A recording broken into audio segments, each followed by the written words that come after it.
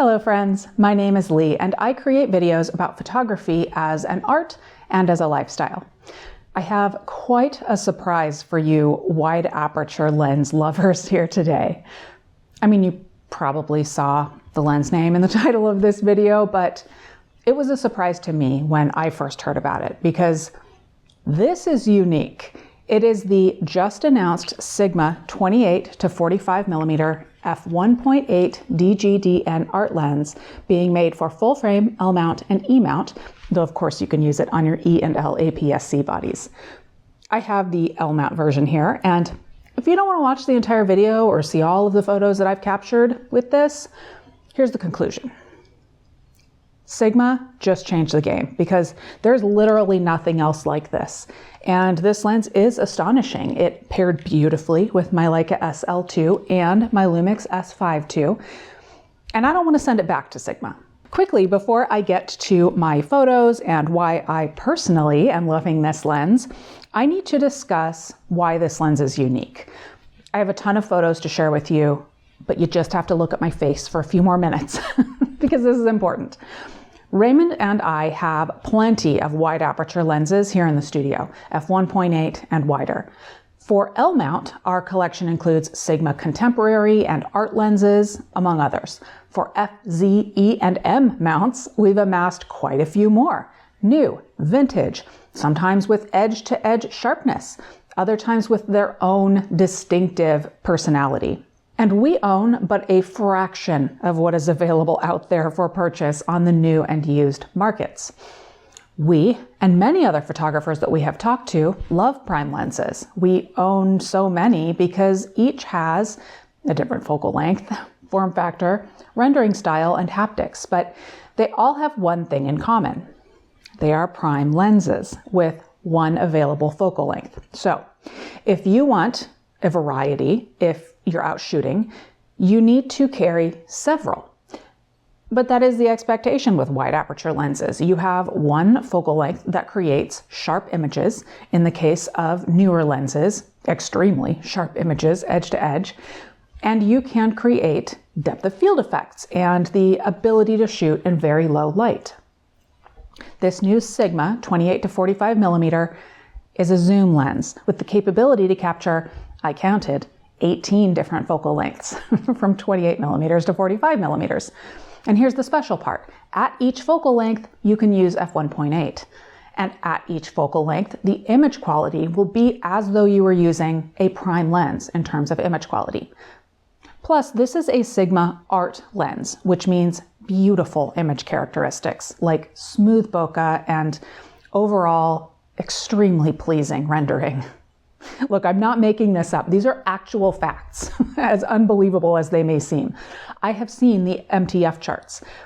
And most importantly, for me, is that if I'm going to try out a new piece of gear and make a full video about it, this gear needs to be unique, which this is, and is why I initially agreed to borrow it. But the gear also needs to solve a problem I have or inspire me in some way. And this did. I wanted to use it in all of the low light situations, and I was intrigued by the focal range. Okay, let's look at some photos. For my first outing, I wanted to go to the art museum, and along with capturing the museum spaces and interesting things that caught my eye, I wanted to capture some self-portraits.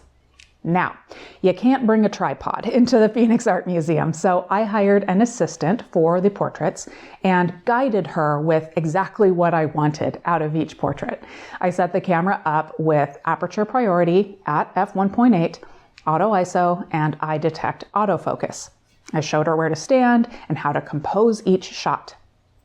Because I was using the Leica SL2, which has many megapixels, 47 to be exact, and this lens provides such extreme clarity, I knew that I could frame everything a little bit wide and then crop into my images a little or a lot to adjust composition in post-processing.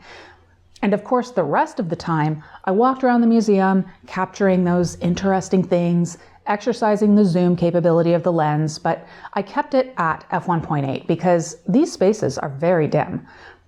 Conclusions from that outing? The lens is what Sigma says it is, and it lives up to the art designation. One thing I haven't mentioned though is the size of this lens, and this is a good place to have this discussion. One of the benefits of prime lenses are the size. f1.8 primes in particular are typically pretty compact. This lens is not compact, though it is smaller and lighter than I expected it to be, and it absolutely balances well with the camera body. I didn't even realize until after I left the museum that I hadn't thought about the size and weight even once as I was wandering around for a couple of hours enjoying art and capturing photos. And it is worth remembering that this is replacing several prime lenses that you might carry with you and be juggling on and off of your camera body. To get specific, the Sigma 28 to 45 millimeter f1.8 DGDN art is 33.9 ounces or 960 grams. Sigma's new 28 to 70 millimeter f2.8 DGDN2 art lens for L mount is 745 grams or 26.3 ounces. And the original Sigma 24 to 70 millimeter f2.8 DGDN art lens weighed 835 grams or 28.5 ounces. That's not an apples to apples comparison, as the focal lengths and the apertures differ, but I wanted to give you an idea of the slight difference between this new lens and other mid-range constant aperture zooms that you may already be carrying around. All right, on to the next outing. I wanted a situation with even less light, so Raymond and I went to downtown in Flagstaff, Arizona for a night on the town. I used the Leica SL2 again, and I was not surprised to find the focal length range to be super enjoyable for me for street photography. And of course I shot wide open at f1.8 the entire time because it was dark out there.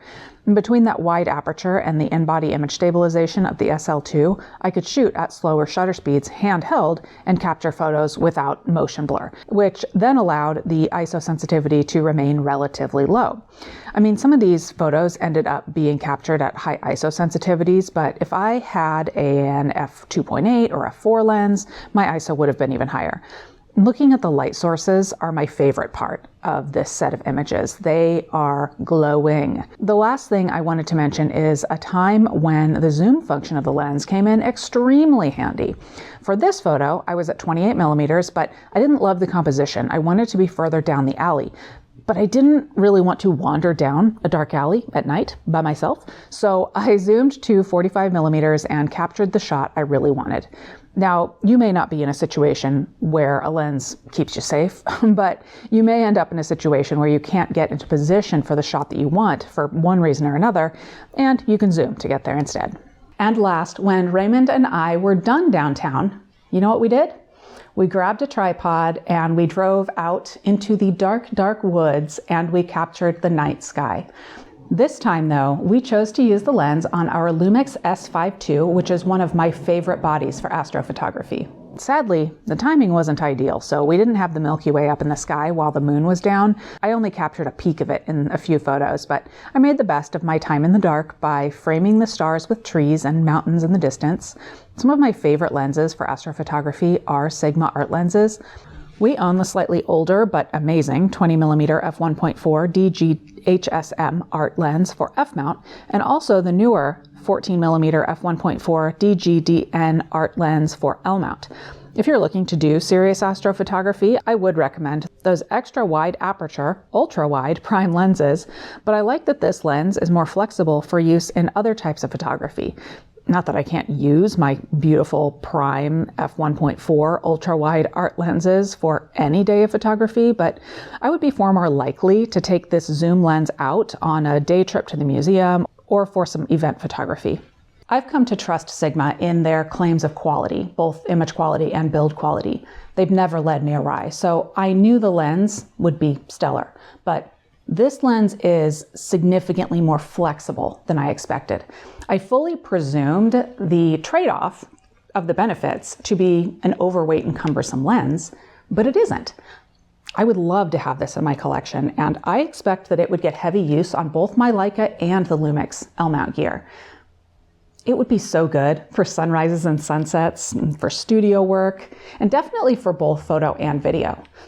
Like I said earlier, this lens is unique. There are no other lenses like it on the market right now for full frame, but I do think that the main competitor for this lens are prime lenses, like the Sigma Art prime lenses, and maybe even their contemporary primes. I mean, I could sit here and probably argue that a 24 to 70 millimeter f2.8 is a competitor, or the Leica 24 to 90 millimeter f2.8 to f4. It all depends on what you would use this lens for.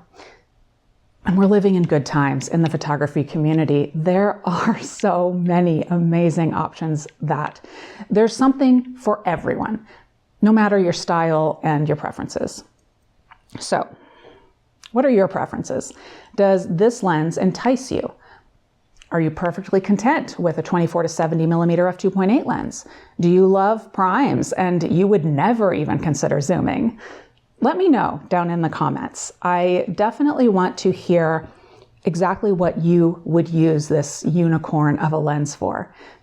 I do always try to be present in the comments for at least a few days after publishing, so get in there and let me know your comments and your questions. And on your way there, please do give this video a like and subscribe if you haven't already. Thank you to Sigma for allowing me to use this lens pre-launch, and thank you all for watching.